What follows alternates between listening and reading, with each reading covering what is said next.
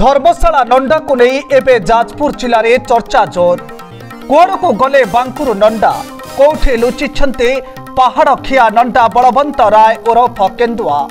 पूरा धर्मशालार पहाड़ पानी बाली जमी और गरीबों चिटफंड टंका खाई प्रति वर्ष रज क्वीन करी झियो पिलांक सह बहुत मस्ती करुथिले।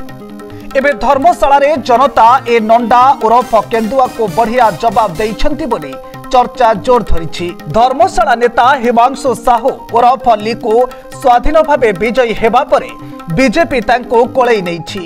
मंत्री पद दौड़े एबे भी आगरे अछन्ति लिकु। हेले ए नंडार दुर्नीति पेड़ी जदि लिकु खोली दियंती नंडा निश्चय सारा जीवन जेल रे रहिबाटा थय। जहाँ सूचना रही खूब शीघ्र चिटफंड स्काम दुर्नीति रे रही गरीब लोकंक कोटी कोटी टंका खाई हरिबोल करिथिबा नंडा बलवंत राय को बांधिबो ईडी। खाली चिटफंड नुहे डंकारी पहाड़ सह आउ 7टी पहाड़ को बेआईनी पत्थर ब्लास्टिंग करी कोटी कोटी टंका खाई देइथिले ए नंडा एमएल।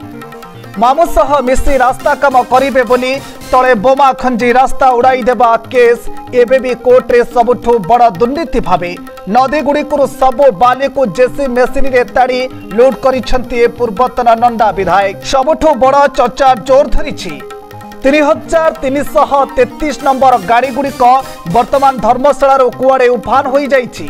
से सबु गाड़ी गुड़िक माफिया और चोर माने नंडा को गिफ्ट करथिले।